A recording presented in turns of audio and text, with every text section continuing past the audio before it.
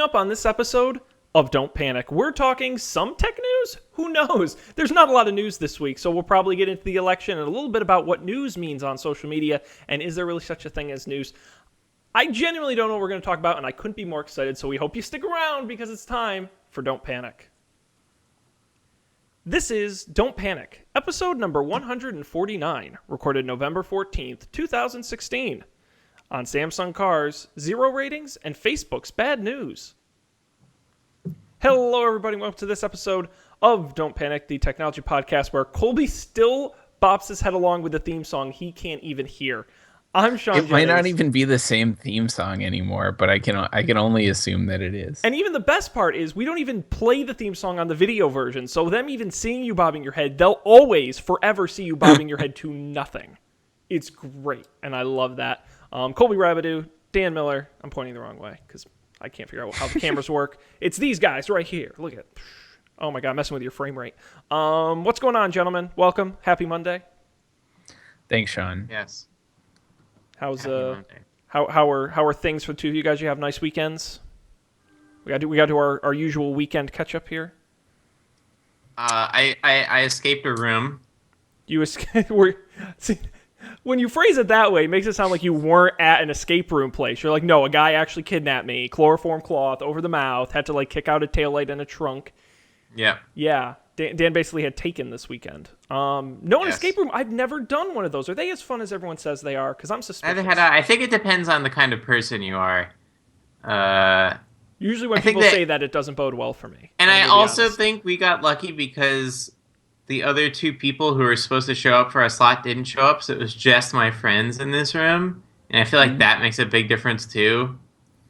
Oh, there were supposed to be like other people. Yeah, that because you they didn't like know? fill it up to like 8 people or whatever. So if you only get less than 8 people to go, they're gonna fill it in with whoever they can find. Gotcha.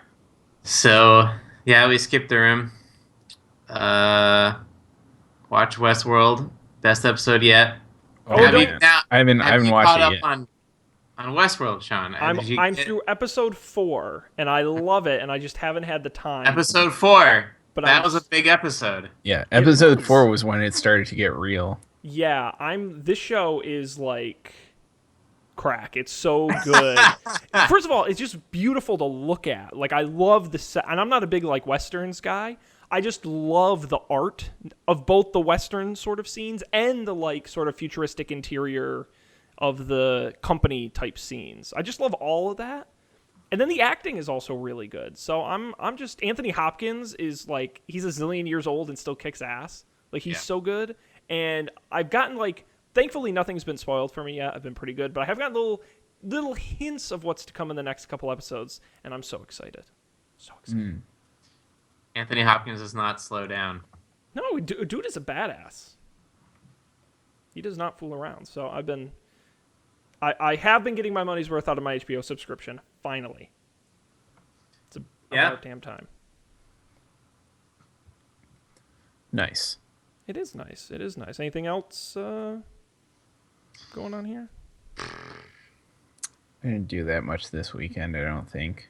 It was a It's quiet. pretty hang around Boston weekend. Good But- place to hang around. Yeah, I think so. Watched the Patriots lose yesterday. That was lame. But it was a great game. Well, and that was the hardest game on their schedule to Yeah, play. So right. if they're going to lose one, It was fun to watch. I feel like Pete Carroll is like the other Bill Belichick. Like, I don't know. Like most other teams don't play a similar game to the Patriots, and so it's like really interesting to watch a showdown like that. And in a fitting fashion, it was down to the absolute last minute. what was it, like 7 lead changes throughout the game? Yeah. Even when Seattle got the ball back with 11 seconds left, it still kept going because they were on the 1, so they couldn't spike it because it would have been a safety. I know. It was a very exciting game, and it's a shame that those...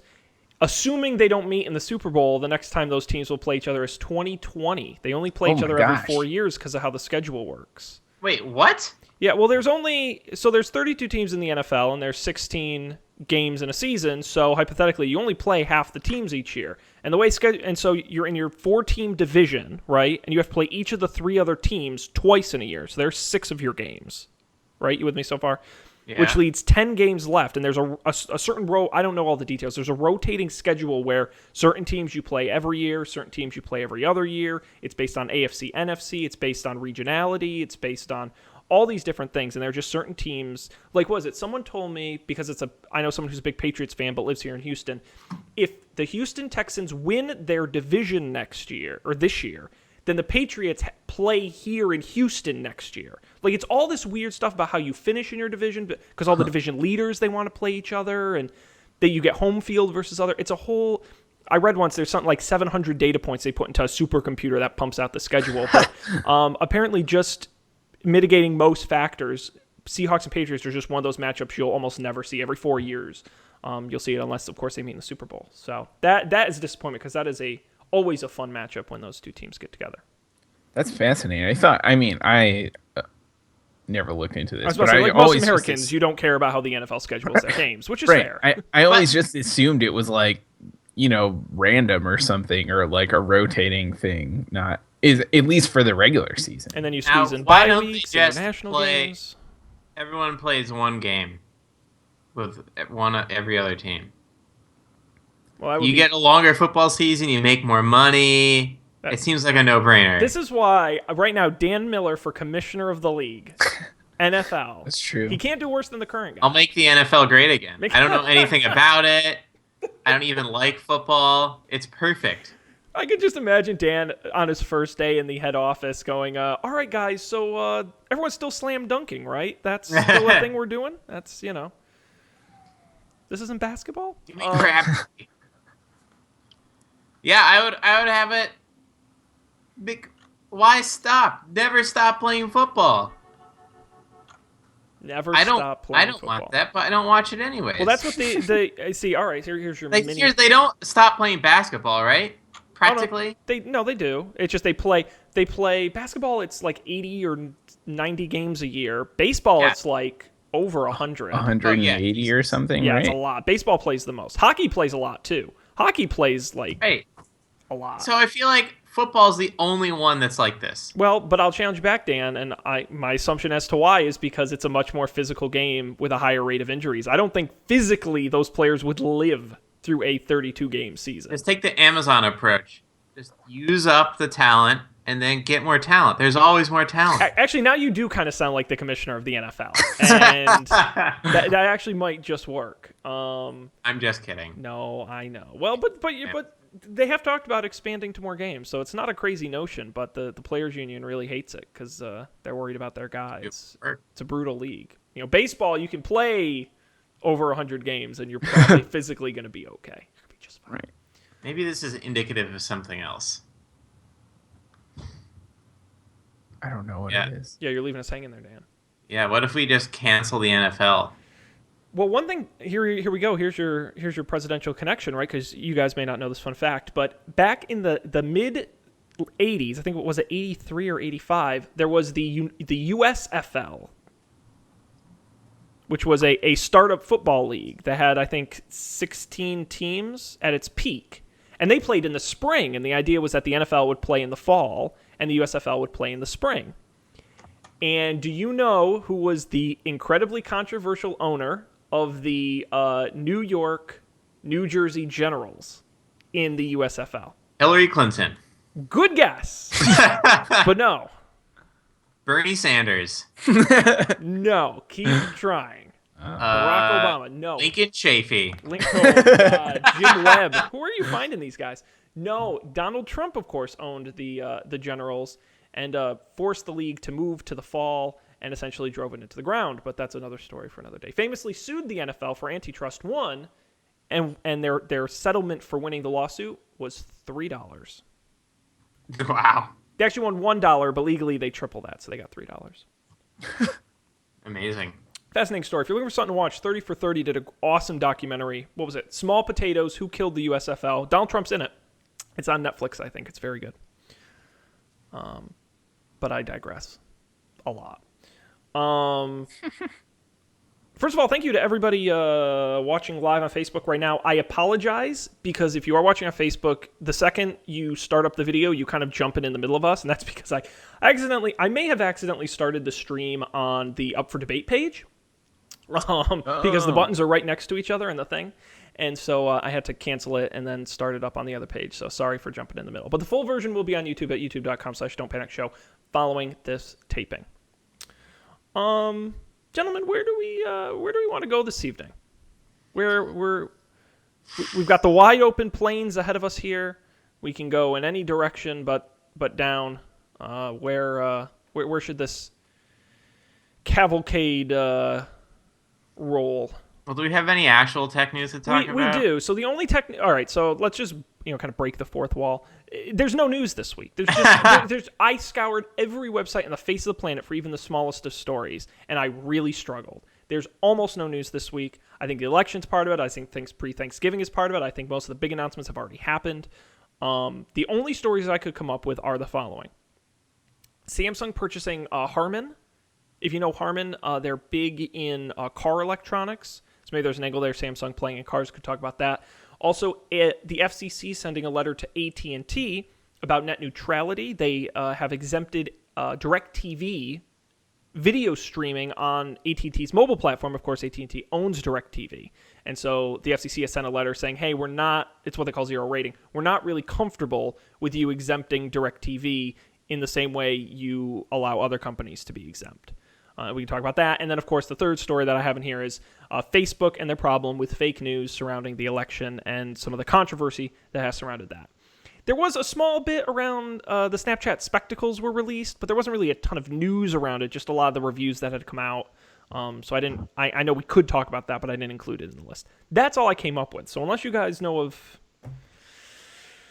something else, we can do some of that. We don't even have to talk about technology. We can talk about whatever you want. Yeah, I mean, it was kind of a serious week. I can see why there was not a lot of technology news. I don't know. So we talked before, but I'm a little interested in talking about the Facebook stuff and seeing where that takes us. Yeah, sure. Let's just go for it. All right. There's no time like the present, as they say. Let me do my best to introduce this story. Stop me if I get it wrong. So, how many of you have been on Facebook in the last 2-3 months, maybe 6 months, right? 2-3 months, yeah. I would say most Americans, right? Well over 2 billion people across the globe. And how many of you on there have seen a friend, a loved one, a family member post some kind of very partisan story that looked suspicious? Okay, there we go. 3 hands. Okay, that's what I thought. And you may be thinking to yourself, wow, that person probably didn't realize how obviously fake that was. I wonder if Facebook could do something about that. Well, Facebook is wondering the same thing. So you may remember we talked about this on the show a while back about the trending topics widget that they had, and it was staffed with real people for a while who were filtering the news, but then there was controversy that they were filtering out conservative sources, so they switched to the algorithm. The algorithm was filtering stories that were complete bogus. Ignoring the trending topics for a second, there's been controversy and a theory that the rise of Trump and some of the more dangerous elements of our democracy these days is being, I don't know if the word is facilitated, encouraged, promoted, enhanced, emboldened, however you want to phrase it, by the rise of fake or heavily partisaned gray line news being spread on Facebook as credible news. Now, of course, this is on the heels of some very accurate reporting, very good reporting that has been done that says content farms in Russia and other sort of enemy countries purposefully actually create and disseminate some of this information as a means of delegitimizing our election and our democracy. And so the question came up, the tech angle on this, of course, is what can Facebook do about it? Facebook has said all along, we are not a news site. We are not a news site. We are not a news site. We don't control what people post. If they post fake stuff, that's on them. But a story came out this week that Facebook had actually prepared a news feed update that would have identified fake or hoax news story. But apparently when they tested the system, it disproportionately impacted right-wing news sites by downgrading or removing that content from people's feeds, and they decided not to release the update out of fear of public backlash. So I think there are a couple interesting things here. The first one, which we may have touched on before, but I don't really recall, is like, does Facebook have like editorial responsibilities at this point? So I think that's an interesting question. All people who disseminate news have editorial responsibilities. Yes. And so, you might say, but Dan, it's not humans like deciding what gets the bit posted on Facebook. It's the algorithm. But some human designed that algorithm with So their own biases. That was my next question. Yes. And I think so. I feel like the argument that Facebook would make is that they like to think of themselves as a medium, right? Like Facebook is like I don't know. It's a pipeline. They don't control what goes through it. Correct. But the problem is that they control what you see. Yeah. And I think that's what soon as newsfeed stopped just being what the Twitter timeline used to be. Right. That's when you started to have editorial. Yes. And so I don't know. I feel like they got to do it now. Like you can't. Well, you can't. And I think that I'm pretty sure we've talked about this in the broader sense, which is even if you assume that newsfeed and Twitter's thing work perfectly as designed, it's still a bad design because you're only going to look at the things that it knows that you want to look at. Yeah. So, which is not how you learn anything. You both know that I didn't necessarily want to talk about this because I don't like to talk about stories where I feel I don't have a good answer. And this is one where I will be the first one to admit I've thought about this, and there really isn't a good answer. Somebody is going to lose. You can't win this fight, and the problem is news is different. Okay. News is not the same as it used to be. Forget about Twitter and Facebook and social media. News isn't the same. 30 years ago, you'd have to create your own newspaper or create your own magazine to get your view out. Now it takes 2 seconds for someone in Russia to create a fake social media account or create a fake Squarespace blog, post a story, and it goes viral. The way these platforms are set up almost encourage this kind of behavior because it is so easy, and you can kind of game these algorithms to make it happen. And there was another story that came out today that Google AdWords is now going to start filtering out hoax news sites from using AdWords, which is, by the way, how they make their money. So that I think will ultimately end up being a big hit to a lot of those sites. So they're taking the initiative to filter it out. I think that the problem I have with a social network is it is a space, hypothetically, for free speech. Hypothetically being the key sort of theoretically. And I realize it's not a free speech platform. Facebook owns it. And therefore, it's privately owned. That's, of course, we have to balance is privately owned versus a public sort of, the responsibility angle, as we've discussed. But ultimately it comes down for me to this question, which is, I think we all agree that something has to be done. Simply letting it 100% free for all is not the correct answer. Is that fair to say? I think yes. So. But how do you fix it in a fair way that doesn't impede on that free speech angle while doing the right thing for the people who don't know better? I don't know if is it like a Twitter verified mark where you still let them see the bad stuff, but you highlight the good stuff? But then who decides what gets verified? Is it that you actually pull the bad stuff? But at which case does that become censorship? And then in this age where a statistical fact can be viewed through two different lenses, how do you decide which is right? When a jobs report can come out and one news site can say, hey, good news for jobs, and the other site, oh, bad news for jobs on the same data, how do you decide to filter those? I have the answer. Oh, thank God. We can end early. This is great. I can get some extra sleep. I thought about this for 10 minutes less, and I came up with an answer that's probably wrong, but give it a shot. You just use PageRank. News outlets will be vetted by how often they're referred to by other news outlets. The more your news outlet is referred to by other news outlets that are referred to a lot, the more reputable your news outlet is deemed to be. This is how Google search works. This is known to be effective. And I think for websites that works. I challenge that for news simply Why? Simply because a web page links to another web page says nothing about the content other than it's popular. If you get a large enough mass of crap websites. Right, but here's the thing, is those crap websites themselves will not be referred to by anyone else because they're crap. So their links in matter less. But they are connected to one another. That's what I'm saying, is that... And Google has built-in detections for detecting these spam rings. And I hope. And I think algorithm is definitely a piece. You have to identify things somehow, and I think PageRank is a good way to do that. Frankly, a lot of these small guys are very difficult, but they're big guys you can just kind of mark and flag and just say they're not good to begin with. I mean, you're right. PageRank is one of many tools in a toolbox somebody could use to identify these, but...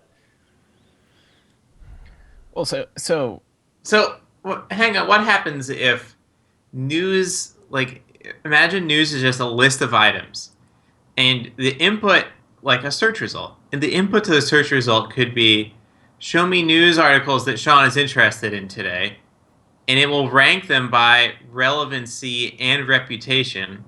You can keep clicking next page if you want to keep going into the shit. No one does that, by the way, for regular websites.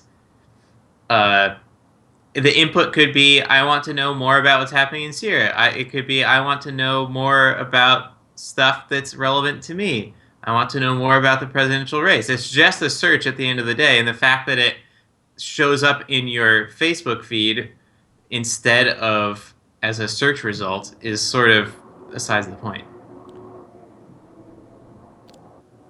I don't disagree with any of that, right? I just don't know what feeds this algorithm. Because someone can look, Breitbart.com has been a kind of a buzz site in this election. Mm-hmm. It's the alt-right and all that. Who decides that isn't news? The entire rest of news.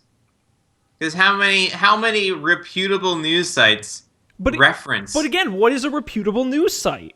We know what reputable news sites are. Again, you just say... I guarantee you, I am very confident that if we looked at Google's, and Google already has this, by the way, it's like news.google.com.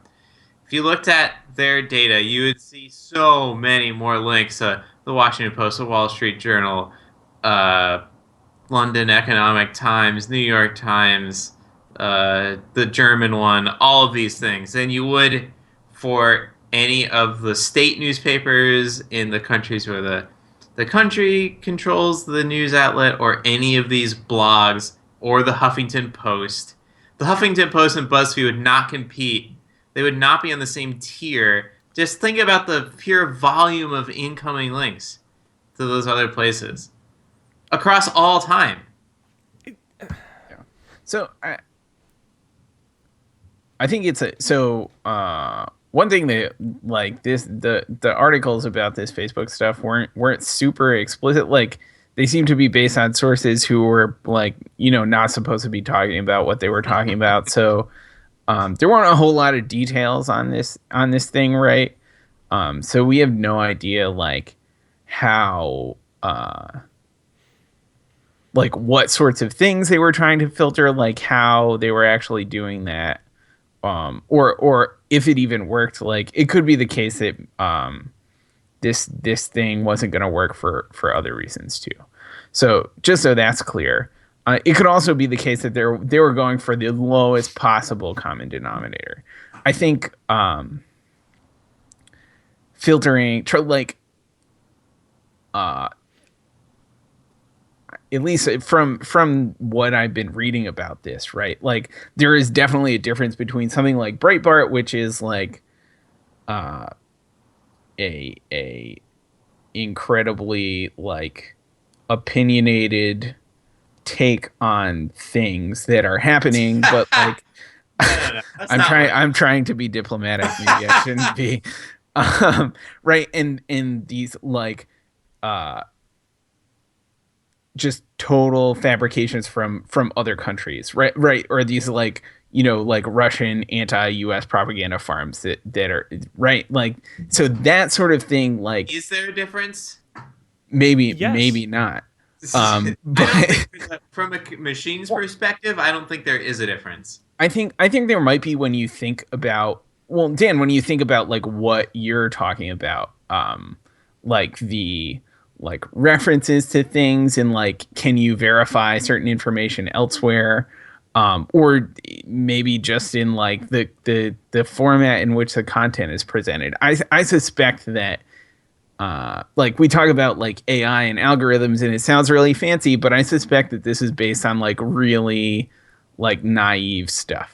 Cause like most What Facebook did. right. And I think, like uh I think a lot of what is cutting edge AI is still based on like pretty naive I guess heuristics for what is one thing versus what is another thing. Like computers aren't that smart. Like computers don't do like deductive reasoning, right? So it's like if your title is formatted like this in this sensationalist way, like a computer can probably identify like clickbait versus uh probably. I say like maybe it can. I don't Oh, know. it definitely can. Right? So that, I mean, I think that's the question, right? Is it can they do better at all? I think the answer is absolutely yes. I am going to really seriously challenge you, Dan, that there is a serious difference between news with a well, okay, opinion based somewhat in fact and straight up false Yes, my information. assertion is that Breitbart is mostly falsehoods and not opinions based on fact. True. I, Look. What's the difference between that and a Russian propaganda site? Nothing. Well, okay, but there's a gradient. I think we can all agree there's a gradient, and things fall on a gradient, all the way from 100% factually true with no bias, all the way to completely made up.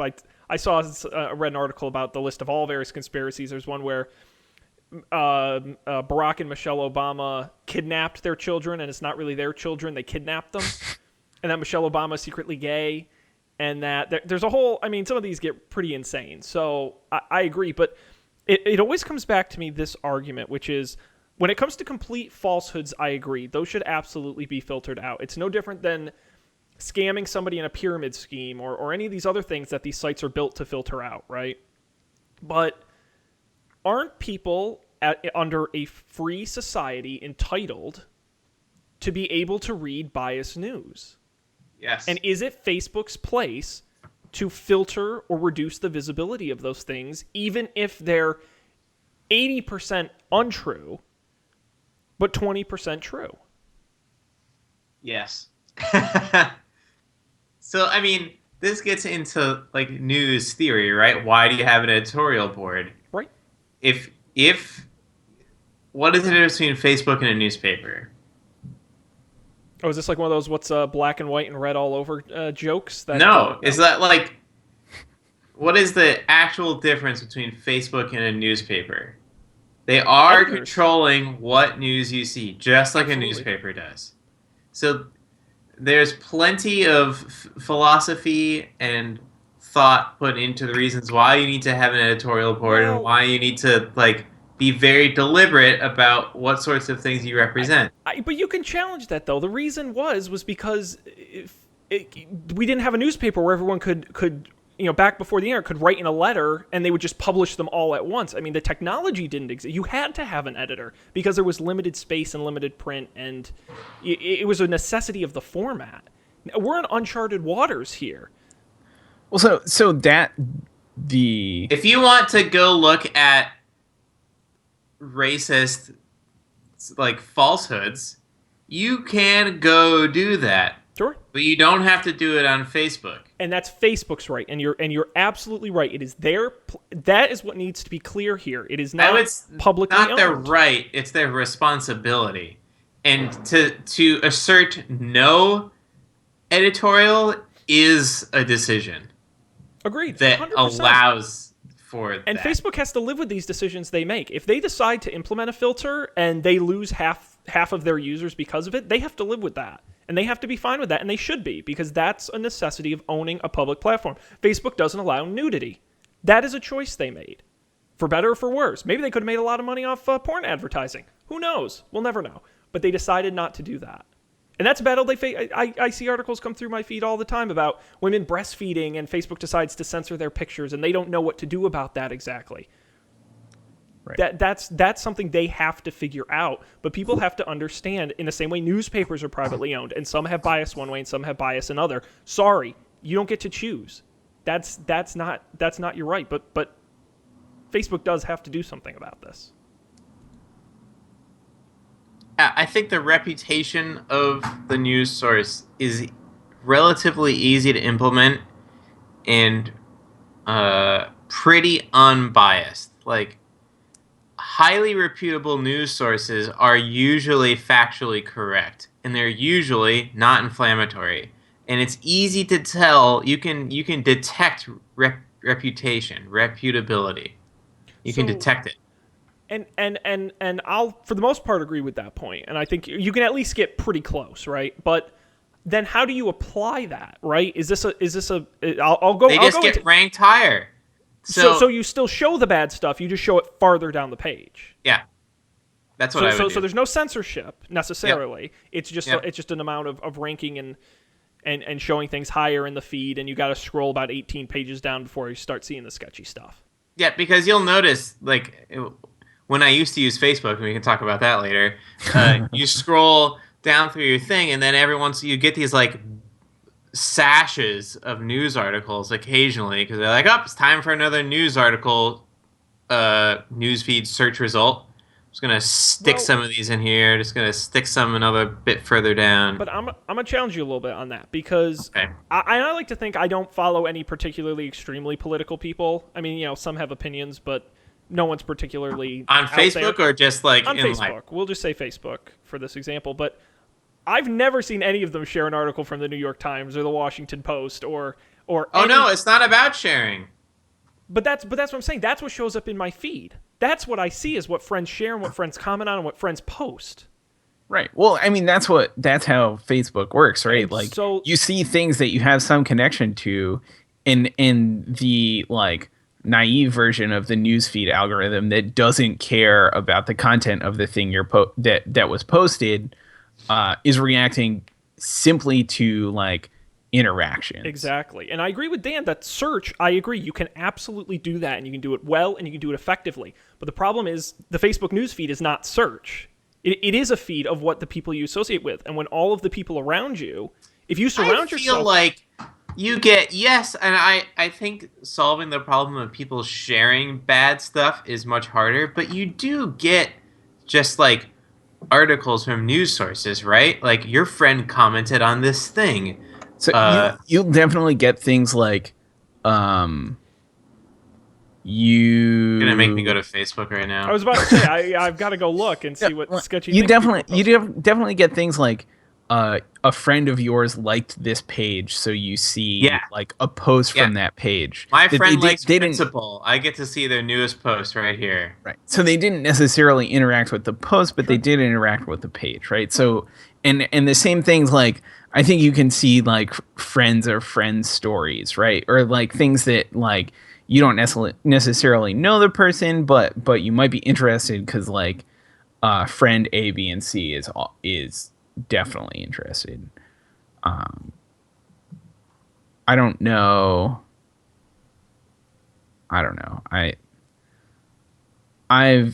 The past 2 weeks have not changed, or the past, like, year has not changed, or maybe this is the cause of how I use Facebook now, which is purely to watch the tasty food. Yeah, Facebook is not a pleasant place. Look, I I agree, and I think the three of us are mostly in agreement on a lot of this, right? Something has to be done. Search is probably easier than a news feed. The technology exists to do it. Facebook just has to be willing to pull the trigger. The implementation likely will not go great on the first try, or at minimum will definitely upset some people. But it is Facebook's, dare I say, responsibility to at least try. And they owe that in the same way they owe it to not put up scams or to pull down pornography. They owe it to their users to do their best to maybe not necessarily censor, but certainly to raise quality content above non-quality content, especially when it becomes the most used website on the planet. Right. And it's I mean, I think some of these questions are sort of new in that Facebook is truly a global thing, right? Like, I'm friends with people on Facebook who are outside of the United States. And you know, there are the things that they put on Facebook can reach me like near instantaneously. And the like given that's an incredible power that has never really existed in the world before, and thinking about, you know, like thinking about these allegations, or maybe they're not allegations, maybe they're totally true, of like, you know, other states like producing fake news to with the goal of like influencing the election possibly, or even if it's just with the goal of making money, right? Like, these are like bodies outside of the United States with a direct line of access into the United States, that is, you know, really uncontrollable. That's a fascinating question, right? Because like, what is Facebook's responsibility there, right? On the one hand, they are like a multinational thing, like they exist everywhere, or, you know, everywhere with internet access. But on the other hand, they're also like a United States company, and they like they exist here, and while I'm sure they are like, they have plenty of like physical and other things that reside in other countries, like, I can only assume they're incorporated in the United States. Like, they like, things that happen in the election can drastically affect them as well. So it's really fascinating. And then it's also a question like, I think we're thinking simply about the United States here, right? Like, Facebook's effect on our election, but like, what are their responsibilities in other countries too? Like, being a like a multinational network like entity thing, do they have these same responsibilities elsewhere to defend other countries against maybe the United States, right? It's complicated. You know, well, first of all, I want to say this one piece, then I'll get to my next point. But Michael Kurtz on Facebook, who is quickly becoming my favorite fan of this show, commented with the brilliant insight, "Boo! Bring back Facebook nudes." Thank you, Mike. And you know what? Just for that, I was cleaning my apartment today, and I found the last "Don't Panic" keychain. and I kid you not, Mike, if you shoot me an email, don'tpanicshow@gmail.com, with your address, I will mail you this keychain. We've got some Don't Panic stickers. I think I've got a magnet somewhere. I'll send you some Don't Panic swag for being great. For being make for Michael great laugh again. Yes. So thank you. No, look, for Facebook, it's amazing to me. I know people who Facebook is their internet. It's the first place they go. They spend 99% of their time on there. Everything that they read, everything they see comes from there. At some point, we decided, at least we being the United States, because as Colby pointed out, globally it's different, that the internet shouldn't be censored, right? That this internet is a free and open place of ideas that should not be controlled. At what point does Facebook become the internet? I know I'm pushing the point a little bit. Hang with me. But for some people, Facebook is their internet. At no point does it become the internet, because that's like saying, I don't even know what it's like saying, Sean. There's literally nothing compared to. It's like saying you came up with you speak English. You like you can like and in the United States in like a couple months we will no longer have free speech. Therefore, free speech doesn't exist in the world. Like I don't know. It's like two completely different concepts. The internet's entire point is to allow unfettered connection between computers, and as long as you can do that, which you can't do in China, you don't have free speech in China. As long as you can do that, then you can go to whatever website you want to and say your stuff.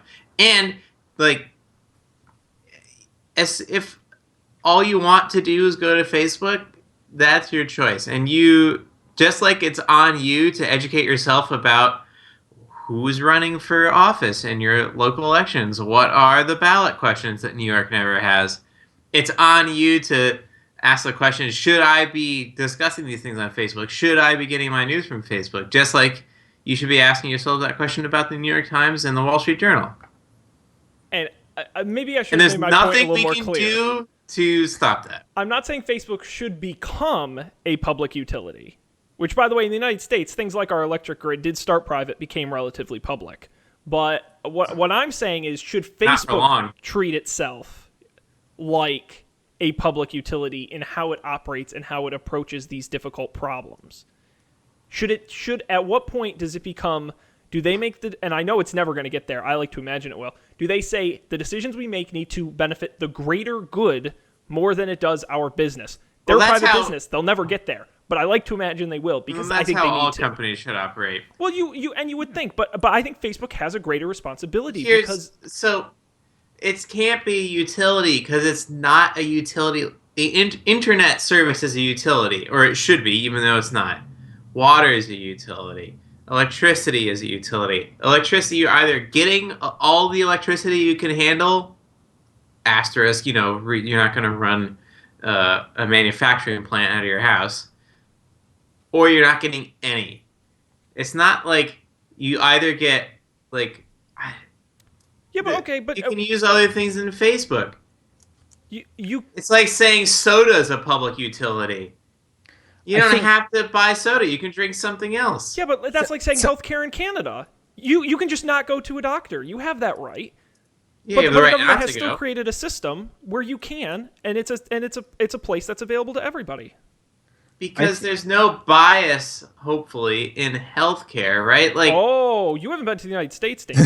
There is a big bias in healthcare. Well, there's a big bias because we've created like these economic incentives for you to not get the treatment. And that's called the stock market. We've created an incentive for businesses to be beholden to stockholders and not users in the general public. Right, but hypothetically, someone who in Canada shows up or in the United States shows up and pays to get surgery X, it doesn't matter who they are, they get the thing. I could see that being utility. A social platform, imagine a dinner club. Dinner clubs aren't utilities. Like, you're right to like bullshit with your friends and play these stupid games and post pictures. That's not a utility. The ability to transfer bytes of information to other computers, that's a utility. And if someone wants to spin up a service that allows you to send pictures to that service, and then they show those pictures to your friends, then great. But you could always send those pictures to some other means directly to your friend, and that's the utility bit. Facebook is not a utility. Google is not a utility. So, I don't necessarily agree or disagree with either of you. I think I see both of your points. I'm not sure exactly that.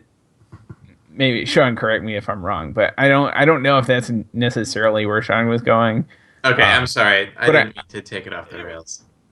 I think you can debate the like semantics of the internet versus other things for a long time, but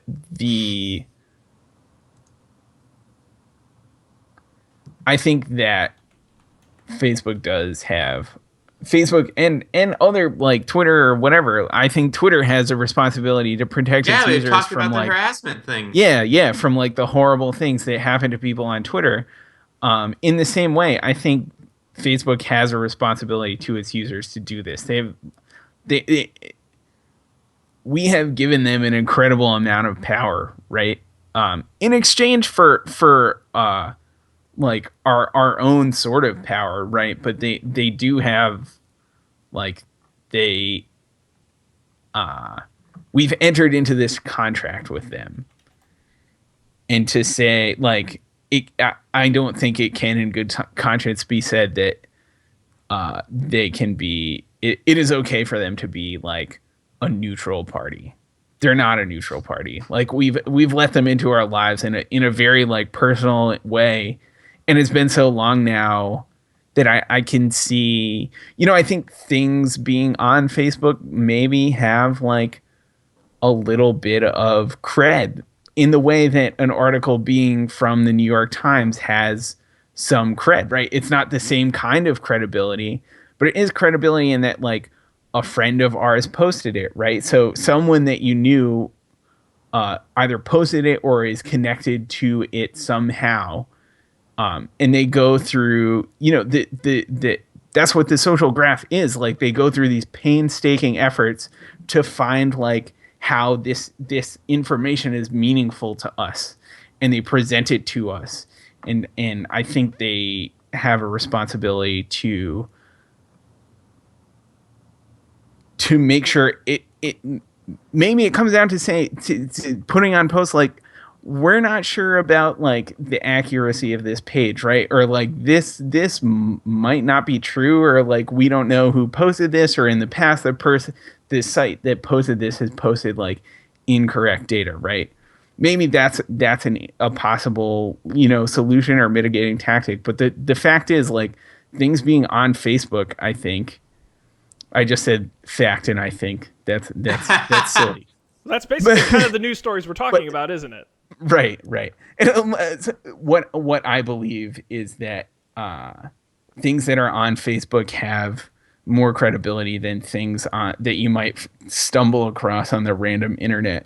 Much the same way as like the first link in Google probably has more credibility than you might than something that you just randomly stumbled across would. And I think they need to. They have some responsibility to deal with this somehow. Well, first of all, I want to say thank you to Rob Hom, who's watching us. I don't know if you remember him from oh yeah, an old colleague at Marist. Says hi to sending love to Colby, not to me or Dan, but that's okay. That's okay. It's not personal. It's not personal. No, and I just want to circle back, Dan, because I think you made a very good point. If Facebook were a social network, I would agree with you. They're not a social network anymore. When Facebook decided to go out and start paying news companies to post stuff on their website, to become a place for news, when they're paying news companies to live stream on their platform, when they went in that direction, helped their business a lot, but it also made them, they're like Yahoo used to be. They're a portal site. They have a lot of things going on. They're not just for your friends. And I agree, Nobody should be regulating what you can and can't do with your friends. But I was trying to find the statistics and I can't find them. I would love to see a study of how people actually use Facebook.com, percentage of time-wise, and how much time is spent posting pictures and chatting with friends and actually doing things with friends versus sharing news and sharing external things on Facebook, because I have a feeling it's higher than we think. Yeah, but I don't think that changes my point. It's sharing news stories from news outlets to your friends is not a utility. No, it's an application of a utility. I can imagine a future in where Facebook like become. I mean, this is kind of dystopian, right? But like Facebook like surpasses the internet, implements its own protocol that no one else can use, and like the way you interact with other people is via some like Facebook portal thing, and right. It's interesting, but I think like Sean also has a point in that there are probably some people who almost exclusively like use Facebook as their portal to the world. The analogy I'm going to fall back on is it's like if we were talking about how much Trump sucks in some bar and the guy told us to leave. That could be the most popular bar and he can still tell us to leave, and we can still go somewhere else. But and hang talk on. about it. I love a good analogy. So let's roll with this one. Roll with it. Imagine we're in that bar, Yeah. And then you bring in a gentleman and say, hey, Sean, see this guy here? He is the a lead professor at Harvard in political studies. He's going to tell you why Trump sucks. And I'm like, actually, Dan, he kind of looks like he looks like a Russian guy in a fake mustache. Yeah. That doesn't, there's something not right about that guy. And you go, no, this dude's legit. You got to listen to him. At that point, if the bar owner came over and said, hey, wait a second, there's something not right about this guy, Yes. that's okay. That's fine. I agree. And He should do that. And that's what we're talking about. I do think we're on the same page, and I agree my public utility argument is maybe a bit of a stretch, but I do think when a piece of technology becomes more so than any other point how people get information, that site then gets a certain responsibility that it wouldn't have had otherwise. That was the only point I was trying to make, and they need to understand that. I agree with that. But utilities, if you're a utility, then you sort of explicitly disavow yourself of that responsibility. Because you're just like, oh, the bits come in. Doesn't matter. I've put the water in. True, but at the same time, then you're ensuring equal and fair access of that utility to everybody. So it's the pro and the con. You get both sides. I agree with you, Dan. Thank God it's not a public utility because our corrupt government would drag it into the ground. And thank goodness. I do want to give a shout out to Michael, who's getting a lot of FaceTime tonight. He says you want Facebook to Wikipedia itself. No. And I'd mostly agree, but I do think that there is, again, it's a lot of tools in a toolbox. Some of it's an algorithm. Some of it's going to be human-based. And I think people being able to report and being able to be part of the solution, I think, will also be part of it. I don't think you can go 100% algorithmic. Yeah. And Wikipedia has an editorial board, by the way. It's the people who edit the most. Exactly. And Wikipedia has their own set of editorial issues, right? Yes. And things are not 100% accurate on Wikipedia. No. So there is no one-stop solution, and there is no easy way to solve this problem. Yeah. But gosh darn it, I think we, in the last 45 minutes, did solve it. So I feel pretty good about that. We made some progress. I'm going to take this episode and mail it to Facebook and say, look, we did it. Please pay us. There are definitely a few people in my feed who still work there, so or Sure rather, a few people whose feed I'm still in who still work there. Yeah, I think I like marking the stories as suspicious. I think is great. Chrome does this with websites, and Facebook is the Chrome that people use to browse the internet, as you pointed out. In fact, on mobile, they have their own browser practically. So, But then, Go ahead, Sean. well, I was going to say, but then again, you don't want to be Facebook when they decide to put suspicious next to Breitbart, and people are not going to agree with that. But that's okay. That's Facebook's right. I think we all agree with that. And so one thing I meant to, and they could point. Sure, they could say like, "Here's why it's suspicious," is because reputable news sources have flagged it as wrong, and not many people flag those news sources as wrong. So one thing I wanted to clarify, because I meant to do this earlier, and like this is not just for conservative news, right? The story mentioned that like there was more conservative, like false conservative news in the whatever corpus of data they were looking at, but it's like there is still false like liberal news, right? Along the same lines, like Absolutely. they're on both sides, and probably other like third party sides and crazier sides, or sides I don't even know exist, right? There's all kinds of false news. Like it's not just like I don't Well, just nobody wants to be called on theirs, right? Oh yeah, right. And I guarantee just you didn't that the want New York Times would not link to any of the left-leaning false news articles, right, or any of the websites that those news articles appear on. Yeah. So it works both ways. Yeah, and I think within traditional newspapers, I feel like this sort of like peer credibility like lending is how it works all the time, right? Like the New York Times, like the Boston Globe might quote a New York Times article, right? And so like that lends credence to the New York Times and the Boston Globe because they both have like reputations. How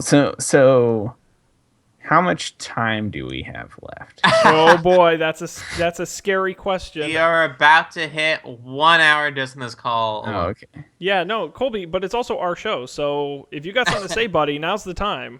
And if I don't want to hear it, I can just leave. You have that you right. can. And everyone listening can just turn it off. No, they can't do that. No, they can't. just Sorry. drop the mic. So like this whole thing before the show got me thinking about like those sources of news that we do consider to be reputable, and like what their role is nowadays, and what their role will be like in 10 years or 25 years or 50 years from now. And I'm a New York Times subscriber. I've read it pretty much every day. And I think, the New York Times has an incredible reputation as a newspaper, as a reliable national source of news in the United States. But like the fact is, it's not freely accessible to everyone on the internet. And all of these trash websites or all of these websites posting like fake stuff, there's no paywall in front of those. And there's some, I think that seems like a problem to me, right? And like, obviously you can go and read like your 4 articles a month for free or whatever that you can. And I'm not like, I don't necessarily mean to like fault the New York Times for charging for the work they do, because it is important that they can make money and pay their employees and continue to exist.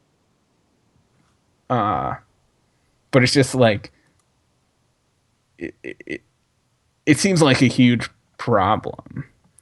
And so like, I can see there always being a market for that sort of thing, but like, what is the reliable news source that everyone, that folks who can't afford whatever this $6 a week or whatever it costs to subscribe to the New York Times, like how did they get the reliable news? And I don't know, like maybe the answer to that question is like public media, like NPR and the likes of them. A lot of that is radio or television, but they have, like text stories too. But I don't know. So that was my question. That was my next thing if we had time for it. That is I'm like, my brain's exploding at how good that point was. Because I think you're right. You get what you pay for. And if you're not paying for your news, how good is it, right?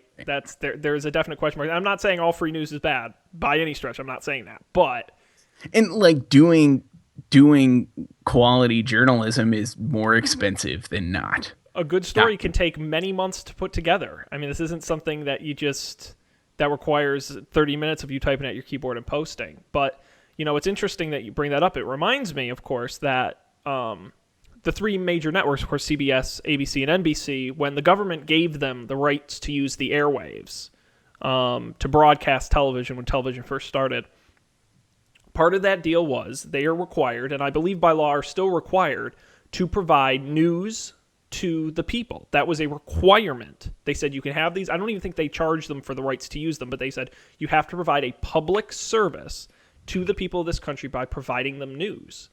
And they still continue to do that to this day. And I agree with you, Colby, that we do need to do a better job of informing people. And look, I'm glad we don't have any time left, because I could go on for another 3 hours on all the things that went wrong over the last year in the United States as a whole. One of them being that we don't teach civics in schools anymore. Frank, I barely understand how the government works, and I have a college degree and consider myself well-informed.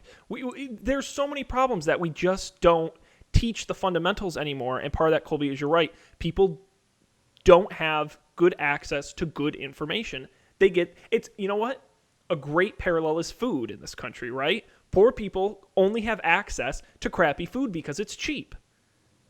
How do you expect them to get healthy if they live in a place where they don't get access, and the access they do have they can't afford? The internet is the same way, right? Mm-hmm. How do we get people less advantaged access to this information? Facebook can be a great piece of this. A lot of these news sites, right, when you come in through Google, they don't charge you. It's little things like that I think help. But you're right, Colby. I don't know the answer, but I think asking the question is a good first step. Definitely. Yeah. I have lots more to say on that, but I don't think we have time, so I'll just keep it to myself for now. I will think about it for next time. Yeah, no, hey, honestly, I was hesitant coming into these discussions. You know me, I like to keep it very light, but I do like when we do have the rare opportunity to spend a whole hour just hammering one subject to death and maybe actually getting to the bottom of it. And it wasn't an Apple event. Usually the one episode topics are just Apple events. I know, and I'm glad that we actually got some use out of this as opposed to when we cover an Apple event, we usually just talk about technology we aren't going to buy. So at least this we got some answers out of it. Oh yeah, friend of the show Michael Kurtz says on Facebook, I think the problem is that so much of the electorate doesn't know how to detect false news online.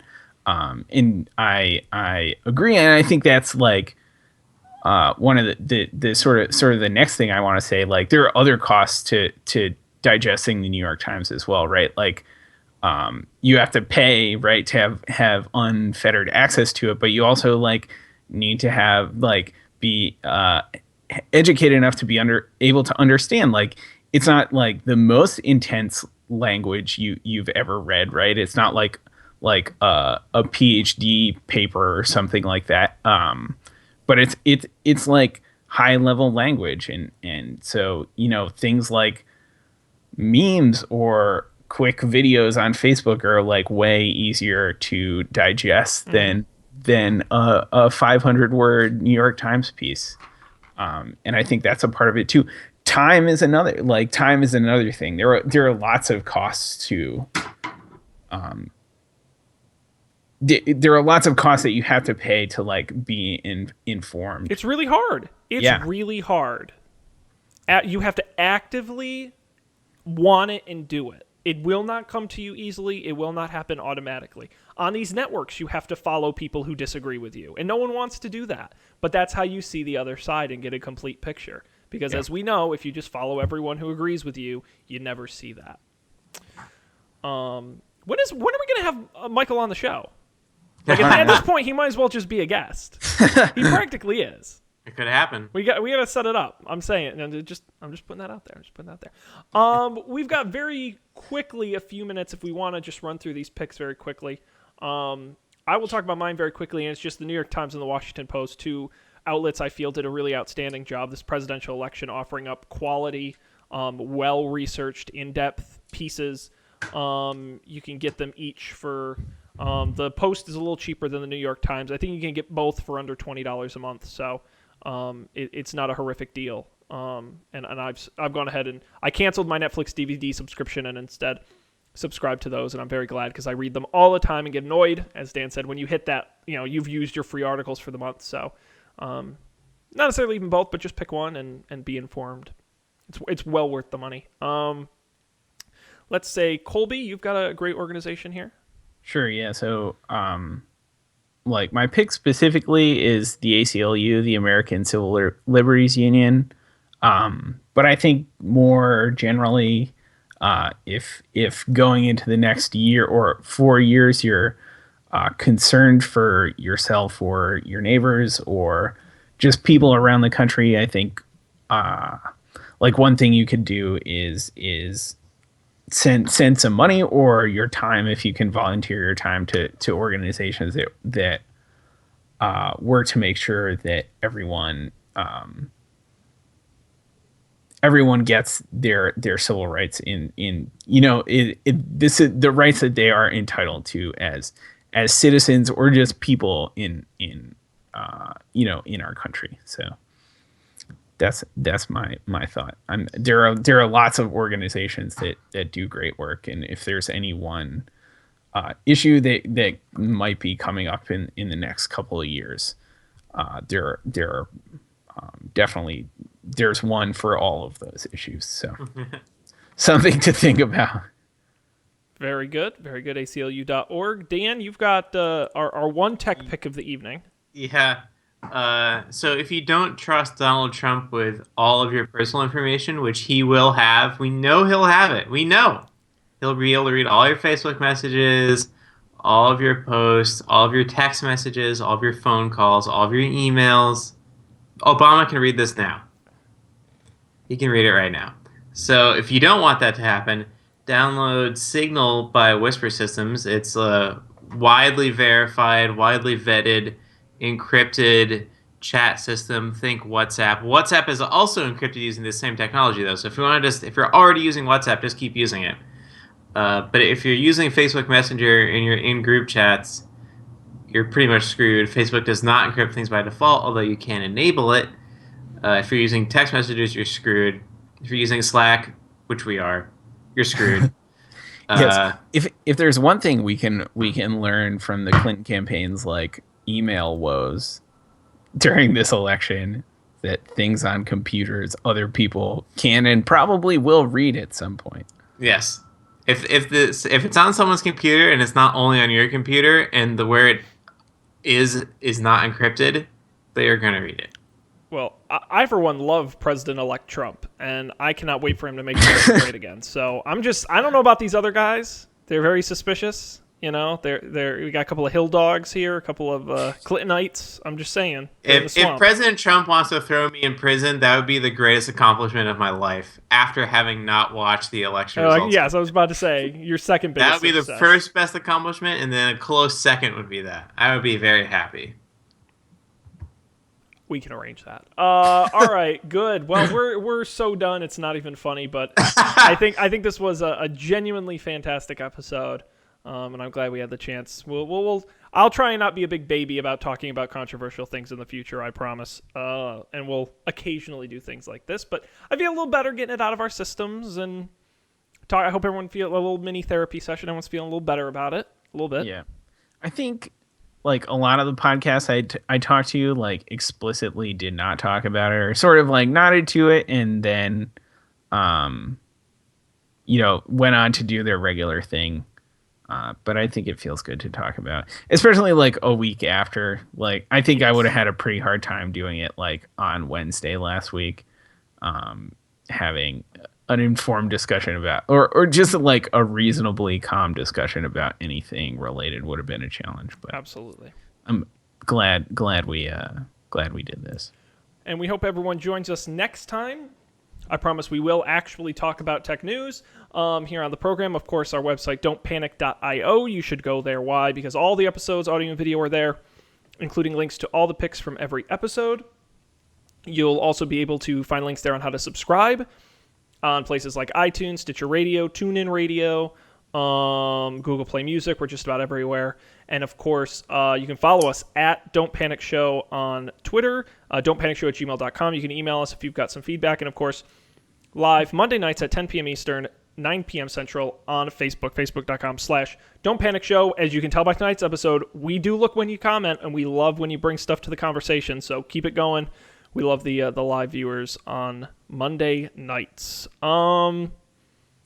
That's it for us here. We'll be back soon with more tech news. On behalf of Colby and Dan, this is Sean, thanking you all so much for joining us and saying we can't wait to see you next time for even more tech news. Well, actually, some tech news here on Don't Panic.